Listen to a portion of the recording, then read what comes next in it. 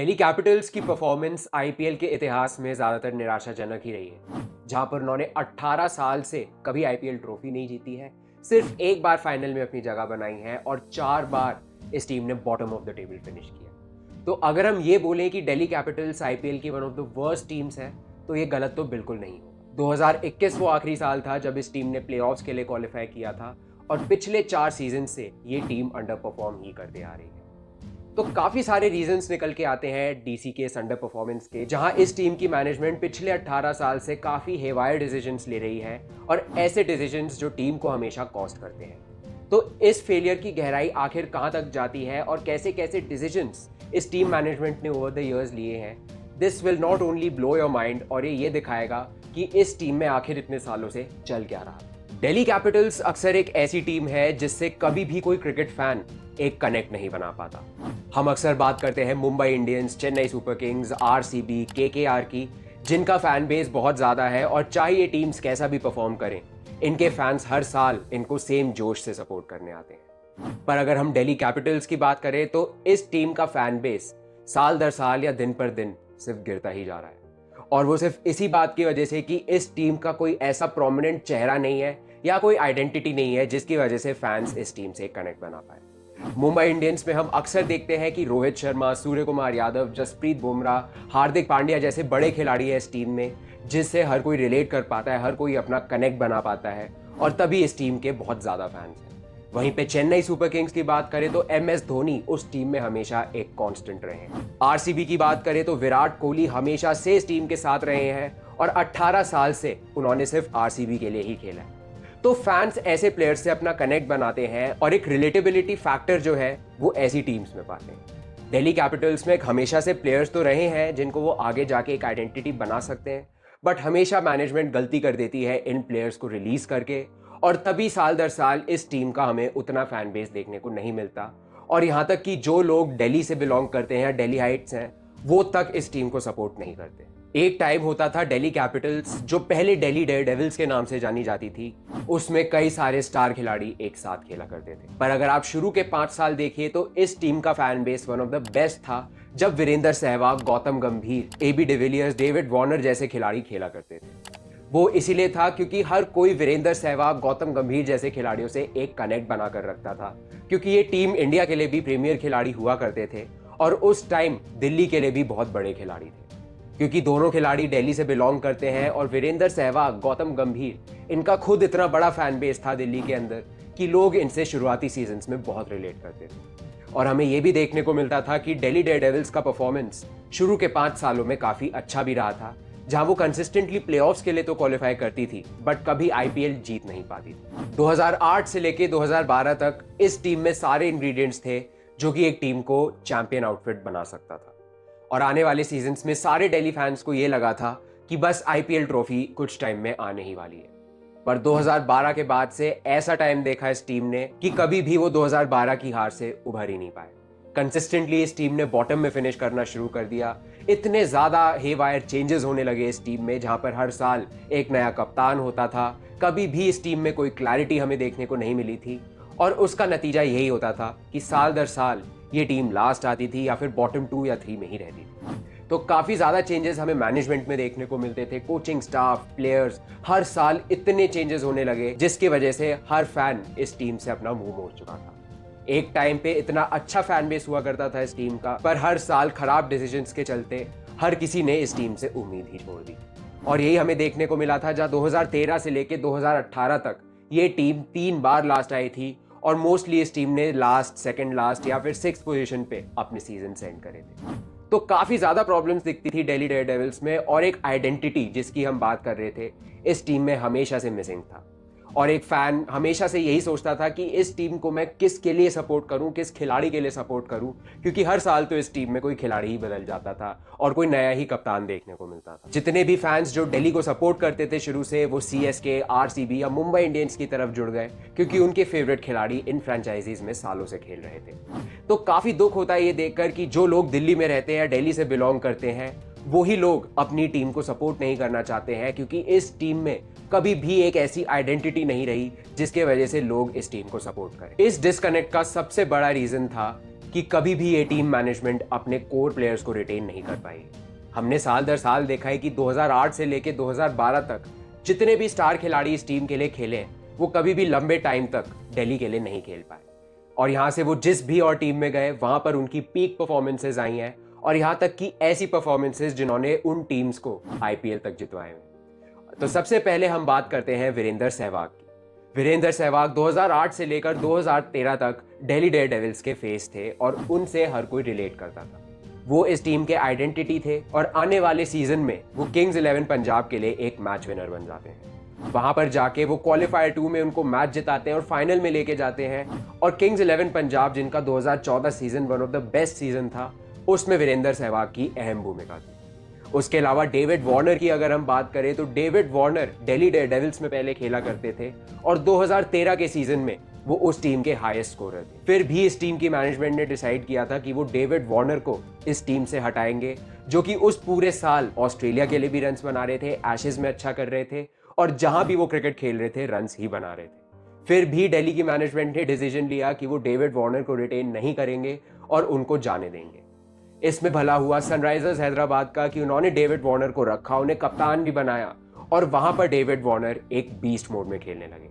वो हर सीजन उन्होंने 500 से अधिक रन बनाए, 3 बार उन्होंने ऑरेंज कैप का खिताब जीता, और 2016 में उन्होंने अपनी कप्तानी में सनराइजर्स हैदराबाद को आईपीएल भी जिताया था। तो काफी गंदे डिसीजंस इस मैनेजमेंट ने हमेशा से लिए हैं टीम के लिए, और तभी एक रीजन है कि इस टीम के ज्यादा फैंस नहीं है, या कि ज्यादा फैंस इस टीम के बारे में नहीं सोचते। ये हमें हर साल देखने को मिलता है, और सबसे रीसेंट एग्जाम्पल तो हमें ये देखने को मिला कि ऋषभ पंत जो 9 साल से इस टीम के लिए खेल रहे थे, इस फ्रेंचाइजी के लिए हाईएस्ट रन स्कोरर है ओवर द इयर्स, इस साल उनको रिटेन ही नहीं करा गया, और इतने टाइम से एक खिलाड़ी जो खेल रहा था इस टीम से और एक रिश्ता बना चुका था इस टीम के मैनेजमेंट से, उसको जाने दे दिया। इसका एक और प्राइम एग्जाम्पल है एबी डिविलियर्स, जो दिल्ली डेयरडेविल्स के लिए शुरुआती सीजन्स में खेला करते थे। जीएमआर जो दिल्ली डेयरडेविल्स की मैनेजमेंट रही है इतने सालों से, उन्होंने एबी डिविलियर्स को कहा था कि वो पक्का आईपीएल ऑक्शन से पहले रिटेन होने वाले हैं, और वो बस इस चीज के लिए तैयार रहे। एबी डिविलियर्स को लगने लगा था कि वो आगे आने वाले सीजन्स में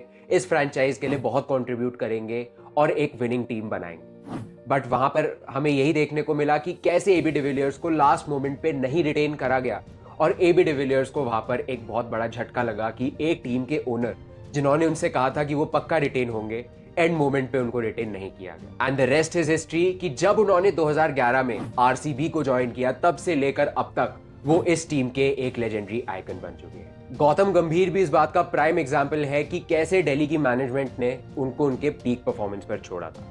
2011 में गौतम गंभीर केकेआर की टीम में जाते हैं और ओवर द इयर्स उस टीम के फेस बन जाते हैं, और उस टीम को 2 बार अपनी कप्तानी में आईपीएल का खिताब जितवाते हैं। पर अभी भी इस टीम के मैनेजमेंट वो सेम ब्लंडर्स करती है, अपनी गलतियों से नहीं सीखती, और शायद ये रीजन है कि ये टीम प्लेऑफ्स में क्वालिफाई नहीं करती है, या फिर इनका ओवरऑल रिकॉर्ड जो 18 सालों में रहा है काफी गंदा रहा है, और one of the worst records है ये किसी भी आईपीएल टीम का। काफी सारे नेगेटिव रिकॉर्ड्स इस टीम ने बनाए हैं, और इस बार तो इन्होंने एक ये रिकॉर्ड बनाया कि शुरुआती 4 मैचेस जीतने के बाद भी ये प्लेऑफ्स में जगह नहीं बना पाए हैं, और ये हासिल करने वाली दिल्ली कैपिटल्स पहली ऐसी टीम बनी। सबसे ज्यादा बार लास्ट अगर कोई टीम आई आईपीएल के इतिहास में तो वो दिल्ली कैपिटल्स ही है। उसके अलावा कई बार इस टीम में कैप्टन्स बदले हैं, बहुत ज्यादा इनकंसिस्टेंसी रही है, जिसने इस टीम को काफी ज्यादा हर्ट किया। तो इस टीम ने रिसेंटली अपने टीम के 2 फेसेस जो इस टीम के लिए काफी कुछ हासिल कर सकते थे और वापस से इस टीम को एक सक्सेसफुल फ्रेंचाइज बना सकते थे, उन्हीं को इस टीम ने हटा दिया। सबसे पहले तो 2022 में दिल्ली की मैनेजमेंट ने श्रेयस अय्यर को जाने दिया था, जो कि इस टीम के सबसे सक्सेसफुल कैप्टन थे। 2019 में 7 साल बाद श्रेयस अय्यर दिल्ली कैपिटल्स को आईपीएल के प्लेऑफ्स में ले गए थे। 2020 में तो अपनी कप्तानी में उन्होंने दिल्ली कैपिटल्स को फाइनल भी खिलवाया, और आईपीएल हिस्ट्री में दिल्ली कैपिटल्स पहली बार अगर फाइनल खेली तो वो श्रेयस अय्यर की ही कप्तानी में खेली। उसके बावजूद श्रेयस अय्यर को दिल्ली की मैनेजमेंट ने हटा दिया, क्योंकि वो उस टाइम ऋषभ पंत को कैप्टनसी देने के लिए प्रेफर कर रहे थे। अब ऋषभ पंत को उन्होंने कप्तानी तो दी और उन्होंने 3 सीजन कप्तानी करी, बट फिर आने वाले सीजन में उनको फिर से हटा दिया गया। तो एक टाइम पे इस टीम के पास 2 सबसे बड़े खिलाड़ी होते थे इंडियन क्रिकेट के लिए भी, जो इतने बड़े नाम बन रहे थे, उनको इन्होंने जाने दिया। और एक टाइम पे श्रेयस अय्यर, ऋषभ पंत, जो ये उम्मीद देते थे कि ये टीम कभी आईपीएल भी जीत सकती है, आज उन्हीं खिलाड़ियों को इस टीम ने जाने दे दी। हमने अक्सर बड़ी टीम्स के साथ देखा है, जैसे मुंबई इंडियंस हो, चेन्नई सुपर किंग्स हो, आरसीबी हो, हर कोई यहाँ पे, सारे बड़े खिलाड़ी हर साल इस टीम के लिए खेलते हैं और अपनी टीम के लिए लॉयल्टी रखते हैं, बट इस टीम के लिए कोई लॉयल्टी नहीं रखना चाहता, क्योंकि हर बार इस टीम में कभी मैनेजमेंट में प्रॉब्लम हो जाती है, कभी कोचिंग स्टाफ में प्रॉब्लम हो जाती है, तो प्लेयर का भी कभी आपस में मन नहीं करता कि वो लंबे टाइम तक इस टीम के लिए खेले। तो काफ़ी ज़्यादा इश्यूज इस टीम के लिए ओवर द ईयर्स निकल के आए हैं, और अगर इस टीम का इतना बुरा रिकॉर्ड है तो सबसे बड़ा रीज़न ये है कि इस टीम के मैनेजमेंट साल दर साल बहुत ही ख़राब डिसीजंस लेती है, जो कि आने वाले टाइम में इस टीम को हर्ट ही करती है, और कभी भी इस टीम के हित में नहीं गए ये सारे डिसीजन। 18 साल हो गए, 2008 से लेके 2025 तक इस टीम के मैनेजमेंट ने कभी अपनी गलतियों से नहीं सीखा, और अब तो हम दुआ ही कर सकते हैं कि ये टीम की मैनेजमेंट सीखे अपनी गलतियों से और कुछ बेटर डिसीजंस लेने शुरू करें। एक और बहुत बड़ा ब्लंडर इस टीम की मैनेजमेंट ने इस साल ये किया कि उन्होंने प्लेयर रिप्लेसमेंट्स टाइम पर लिए ही नहीं। हैरी ब्रुक, जो आईपीएल शुरू होने से 2 हफ्ते पहले बता चुके थे कि वो नहीं आने वाले हैं, आईपीएल में पार्ट नहीं लेंगे, उनका रिप्लेसमेंट 2 महीने तक ये टीम नहीं ले पाई। सदीकुल्ला अतल को उन्होंने एंड मोमेंट पर साइन किया, एंड ये एक बहुत बड़ी यहाँ पे गलती हुई डीसी की मैनेजमेंट से कि उन्होंने डेवॉल्ट ब्रेविस जैसा खिलाड़ी मिस कर दिया, जो कि इस टीम के लिए खेलने वाला था। डेवॉल्ट ब्रेविस अब सीएसके के लिए खेल रहे हैं, और सीएसके में जाते ही उन्होंने उनको मैचेस जिताने शुरू कर दिए। डीसी की मैनेजमेंट उनको ये गारंटी नहीं दे पाई कि वो उनको प्लेइंग 11 में खिला भी पाएंगे या नहीं, एंड वो अनश्योर थे उनके लिए। तभी डेवॉल्ट ब्रेविस ने डिसाइड किया कि वो आकर डीसी के लिए नहीं खेलेंगे। सीएसके से उनको एक गारंटी मिली, ये सिक्योरिटी मिली कि आप सारे मैचेस खेलोगे, आप बस खेलने आ जाइए। इस टीम में जितने भी प्लेयर्स खेले हैं, कभी भी उनको एक सेंस ऑफ सिक्योरिटी फील नहीं हुई है, और कभी भी ये नहीं लगा है कि अगर वो इस टीम में खराब भी खेलें तो भी उनकी जगह पर सवाल नहीं उठेंगे। इतने चॉपिंग एंड चेंजिंग होती रहती है इस टीम में हर बार कि कोई भी खिलाड़ी जब भी 1-2 मैच में बुरा खेल भी जाता है तो उसको ये लगने लगता है कि मैं तो इस टीम से ड्रॉप हो जाऊंगा, मुझे बैकिंग नहीं मिलेगी। टीम का एनवायरनमेंट काफ़ी इनसिक्योर भी बन जाता है। ये तो हमें इस सीजन में देखने को मिला कि इतनी अच्छी शुरुआत होने के बावजूद इस टीम में हर बार चेंजेस होते रहे, इतने ज़्यादा होलसेल में चेंजेस होते रहे कि इस टीम का कॉम्बिनेशन कभी भी इन 14 मैच में बन ही नहीं पाया। तो इस चीज़ में भी मैनेजमेंट हमेशा फेल हो जाती है कि वो एक प्रॉपर कॉम्बिनेशन बनाए, एक विनिंग 11 बनाए, और प्लेयर्स आइडेंटिफाई करे सीजन से पहले, जो कि सारे के सारे मैच इस टीम के लिए खेले, चाहे उनकी परफॉर्मेंस कैसी भी है। तो lack of backing, lack of role clarity हमेशा से इस टीम को हैम्पर किया। हमने ये तो जान लिया कि साल दर साल इस टीम के मैनेजमेंट कितने गलत डिसीजंस लेती है, जो कि इस टीम की परफॉर्मेंस हैम्पर करती है। इस टीम का फैन बेस कभी भी उस लेवल का नहीं बन पाता है, और अपने कोर प्लेयर्स को ना रिटेन कर पाना सबसे बड़ी वीकनेस इस टीम की हमेशा से रही है।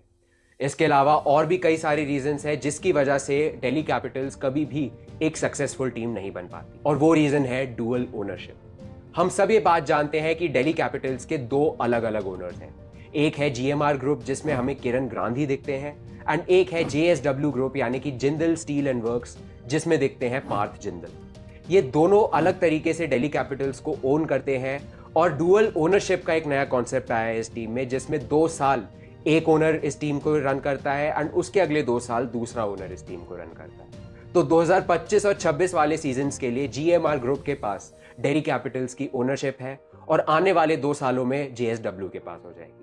तो एक अलग ही म्यूजिकल चेयर्स यहाँ पे चल रहा है, जहाँ पे 2 साल एक ओनर चला रहा है, 2 साल दूसरा ओनर चला रहा है। तो एक बहुत ज़्यादा डिफरेंसेस ऑफ ओपिनियंस होते होंगे दोनों ओनरशिप्स के बीच में, और इससे टीम का जो माहौल है बहुत ज़्यादा डिस्टर्ब होता है, और टीम के अंदर जो डायनामिक्स हैं और टीम जिस तरीके से रन होनी चाहिए उसमें बहुत ज़्यादा एक खलल भी पड़ जाती है। तो इस डुअल ओनरशिप के चलते इस टीम में बहुत ज़्यादा कन्फ्यूजन हमें देखने को मिल सकता है, जहाँ पर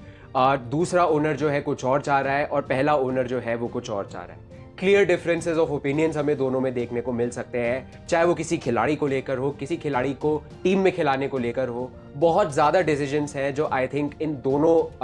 ओनर्स के बीच में नहीं बैठते हो। तो काफ़ी सारे डिसीजंस ऐसे हैं जो शायद एक ओनर को सही लगे और दूसरे ओनर को सही नहीं लगे। तो डुअल ओनरशिप बहुत ज़्यादा एक बड़ा फैक्टर निकल के आ रहा है, जो इस टीम को आगे आने वाले सालों में भी शायद उतनी सक्सेसफुल ना बनाए, क्योंकि एक बहुत ही जाहिर सी बात है कि किसी भी चीज़ के लिए किसी का नज़रिया जो है बहुत ज़्यादा डिफरेंट हो सकता है। अगर मुझे कोई चीज़ पसंद आ रही है तो ज़रूरी नहीं है दूसरे को भी वो सेम चीज़ पसंद आए। यही हो सकता है दिल्ली कैपिटल्स के साथ कि अगर वो मान लीजिए ऑक्शन में जाते हैं और जीएमआर ग्रुप को एक खिलाड़ी ऐसा लगता है जो उनको अपनी टीम में लाना ही चाहिए, और जेएसडब्ल्यू ग्रुप उस चीज़ से अग्री नहीं करती है और उनका कोई और प्लेयर है जो वो टीम में लाना चाहते हैं, टीम की ओनरशिप में बहुत बड़ी दरार पड़ सकती है। तो डुअल ओनरशिप एक बहुत बड़ा यहाँ पे रीज़न है जो आई थिंक डीसी की परफॉर्मेंसेस को, डीसी का जो पूरा टीम स्ट्रक्चर है उसे बहुत ज़्यादा हैम्पर कर रहा है। और अभी तो शायद ये भी हो सकता है कि हर 2 साल में कोचिंग स्टाफ भी टीम का चेंज हो, क्योंकि जेएसडब्ल्यू चाहेगा कि वो अपने कुछ कोचेस लाए एंड जीएमआर चाहेगा कि उनका भी कुछ कोचिंग स्टाफ हो। तो हर 2 साल में अगर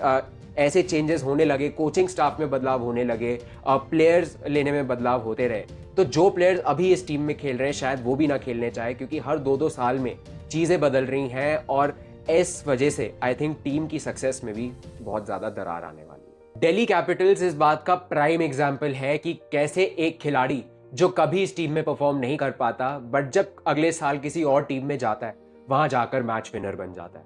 काफ़ी सारे एग्जाम्पल्स हैं ऐसे खिलाड़ियों के जिनकी हम पहले भी थोड़ी बात कर चुके हैं, बट 3 खिलाड़ी मैं आपको अब ऐसे बताने वाला हूं जिनकी परफॉर्मेंस कंसिडरेबली इंप्रूव हुई है दूसरी टीम्स में जाकर। सबसे बड़े एग्जाम्पल है one and only David Warner. David Warner 2009 से लेके 2013 तक दिल्ली डेयरडेविल्स में खेले थे और वहां उनका परफॉर्मेंस जो था काफ़ी हॉट एंड कोल्ड था। मतलब उन्होंने मैचेस जिताए भी हैं दिल्ली के लिए, बट उतनी कंसिस्टेंटली उन्होंने रन्स नहीं बनाए हैं। बट जिस साल दिल्ली ने उनको हटाया था उस साल वो अपनी प्राइम पर चल रहे थे और उसी साल सनराइजर्स हैदराबाद ने उनको लिया क्योंकि दिल्ली ने उन्हें रिलीज कर दिया था और सनराइजर्स हैदराबाद में जाते ही उनका एक बीस्ट मोड आ गया था। 2014 से लेके 2020 तक कंसिस्टेंटली उन्होंने 500 से ऊपर रन बनाए 142 की स्ट्राइक रेट के साथ, और जब वो दिल्ली डेयरडेविल्स में खेलते थे तब उनका स्ट्राइक रेट कुछ 135 के करीब था। तो बहुत ज़्यादा चेंजेस हमें उनकी गेम में देखने को मिला जैसे ही वो सनराइजर्स हैदराबाद गए, क्योंकि उस टाइम पर डेविड वार्नर जो थे काफ़ी ज़्यादा अच्छी फॉर्म में चल रहे थे, क्योंकि वो ऑस्ट्रेलिया के लिए भी एक बहुत बड़े नाम बन रहे थे और उसके साथ साथ जितनी भी लीग्स खेल रहे थे, जहाँ भी खेल रहे थे, सिर्फ और सिर्फ रन ही बरसा रहे थे। तो काफ़ी ज़्यादा चेंज आया उनकी गेम में एंड उनके खेलने के तरीके में जब वो दिल्ली डेयरडेविल्स से निकले। उसके साथ साथ अगर हम बात करें अभी रीसेंट एग्जाम्पल्स की, तो मिचेल मार्श भी इसका सबसे बड़ा एग्जाम्पल है। उन्होंने 21 मैचेस खेले दिल्ली कैपिटल्स के लिए 2022 से 24 के बीच में और सिर्फ 440 रन बनाए, कुछ 20.95 की एवरेज पर। और हमने ये देखा था कि मिचेल मार्श भी काफ़ी ज़्यादा हॉट एंड कोल्ड थे एंड काफ़ी इनकंसिस्टेंट रहे डीसी के लिए एंड उनको मौके भी उतने ज़्यादा नहीं मिलते थे क्योंकि कभी वो इंजर्ड रहते थे। थोड़े बहुत उन्होंने विकेट्स भी लिए डीसी के लिए, बट इस साल जब वो लखनऊ सुपर जायंट्स गए तो उनका एक अलग ही बीस्ट मोड धारण हो गया। 13 मैच में उन्होंने बनाए 627 रन, जहां पे उनकी 48 की एवरेज रही और उसके साथ साथ स्ट्राइक रेट भी उनका कमाल का रहा और उनके परफॉर्मेंस में लखनऊ सुपर जायंट्स आते ही ऐसा चेंज आ गया जो शायद कभी दिल्ली कैपिटल्स के उन 3 सीजन्स में लाके नहीं आया। दिल्ली कैपिटल्स के लिए उन्होंने जितने रन 3 सीजन में बनाए थे उससे ज्यादा रन उन्होंने 13 मैचेस में एक ही सीजन में लखनऊ सुपर जायंट्स के लिए बना दिए, क्योंकि उनकी पोजीशन गारंटीड थी और उन्होंने सारे मैचेस में ओपन किया, जो एक बहुत बड़ा कॉन्फिडेंस बूस्टर निकल के आया इस टीम के लिए। उसके साथ हम फिल सॉल्ट की भी बात करते हैं कि कैसे फिल सॉल्ट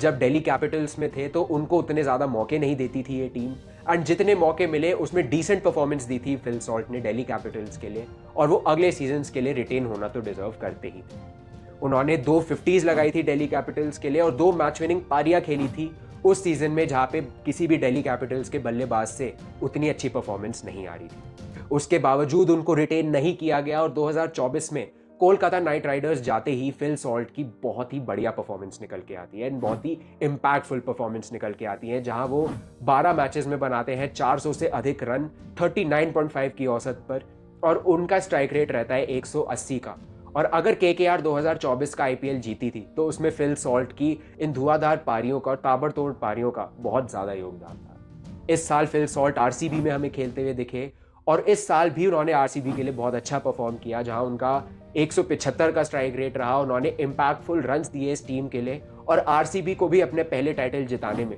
फिल सॉल्ट का बहुत बड़ा योगदान रहा। तो हमेशा से ऐसे प्लेयर्स को हटाकर रिग्रेट ही कराए दिल्ली कैपिटल्स ने, क्योंकि जब भी ये किसी और टीम में जाते हैं वहां पर ये मैच विनर्स बन जाते हैं। एंड इस चीज़ को प्रूव करने के लिए मैंने आपको दिखाया कि कैसे स्टैटिस्टिकली इन सब प्लेयर्स की परफॉर्मेंस किसी और टीम में जाके बेहतर ही होती है और दिल्ली कैपिटल्स में कभी भी उतने अच्छे लेवल पे निकल कर नहीं आती। आई थिंक मैनेजमेंट को इस पर ध्यान देना चाहिए। लैक ऑफ क्लैरिटी एक बहुत बड़ा यहाँ पे रीज़न है। सिक्योरिटी प्लेयर्स को नहीं दी जाती है, उनकी रोल के बारे में उन्हें नहीं समझाया जाता है, जो कि सबसे बड़ा रीज़न है इस टीम के डाउनफॉल में, इस टीम के फेलियर पे। तो क्या कभी मैनेजमेंट अपनी इन गलतियों से सीखेगी, प्लेयर्स को बैक करेगी, प्लेयर्स को एक सर्टिफाइड पोजीशन पे खिलाना शुरू करेगी? अब तो ये वक्त ही बताएगा एंड देखते हैं कि आने वाले सालों में क्या कभी भी प्लेयर्स ऐसे निकलेंगे इस टीम से जो इस टीम के लिए परफॉर्म करेंगे एंड आगे आने वाले सीजन्स में इस टीम का कभी चेहरा भी बन पाए, ये तो देखने वाली बात है। ओवर द इयर्स इस टीम की हमेशा क्या प्रॉब्लम रही है कि कहां पर मैनेजमेंट से बार बार गलती हो जाती है और कैसे डुअल ओनरशिप